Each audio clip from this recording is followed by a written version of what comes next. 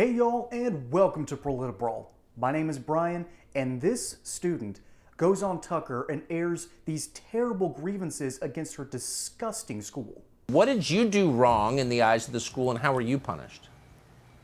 I was in the locker room, and the trans student walked in, and there was the rest of the team was in there, and I was really uncomfortable, and I left, and I told the school, and they just shut me down and said there's nothing they could do. And I was later suspended because I voiced my opinion that a male shouldn't be in the women's locker room. And then when we filed a lawsuit, they dropped the suspension. How old are you? How old were you when this happened? I'm 14. I'm a freshman. You're 14 years old. And when you complained about a dude in the girls' locker room, you got suspended. Yes. Can you tell us the name of the person who made that decision? Lane Millington. Yeah.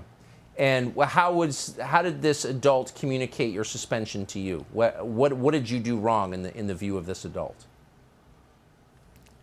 I think they were mad that I was telling people how I thought it was wrong and that a male shouldn't be allowed to be with us in the locker room. You've got to be kidding me, right? This school punishes the girl for standing up for herself, for basically saying that she disagreed with the fact that there is a man in the woman's bathroom. And she thinks that's a bad thing, like, rational people do. What is going on in our schools? What do we have to do in order to stop this nonsense? It's insane. And it's about to get even weirder. You're 14 years old. Tell us what your classmates thought. Were they on your side? Yeah, a lot of my classmates were supportive. I think most people in the school are. They're just too scared to speak up because they see all the backlash I'm getting for it. Well, you're very brave. Because not only was I suspended, thank you. I was going to do a restorative justice circle and write a letter of apology. To whom? To the dude? The trans student. To the boy who was in the girls' locker room? Yes. You have to write a letter of I apology. said I would rather have a 5-day suspension than have to apologize because I'm not sorry. How for stating my opinion. Well, good. God bless you. How old was the boy? 14. 14. Huh. What are you going to do? Are you going to continue with the school? Yeah, for now.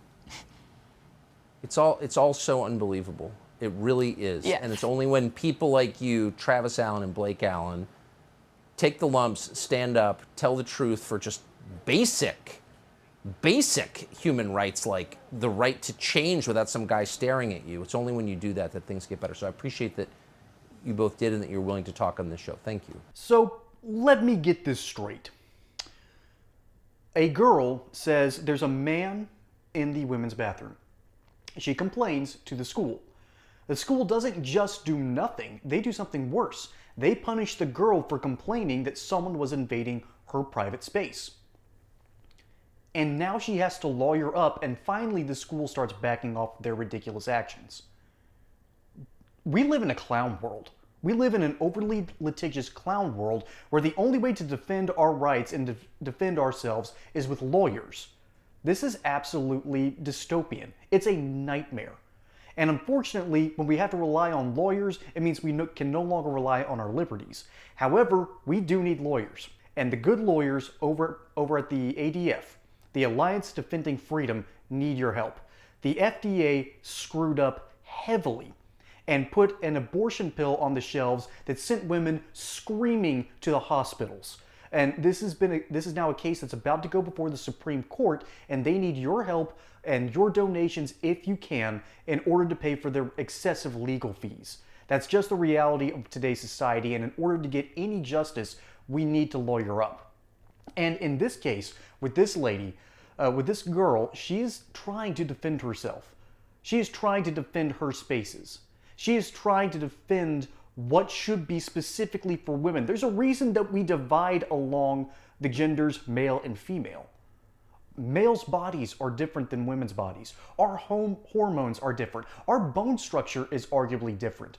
And if you're an archaeologist and you're digging up someone, let's say you go over to Vesuvius, and see the bodies from the volcanic explosion, you can tell what's male and what's female because of different hip sizes.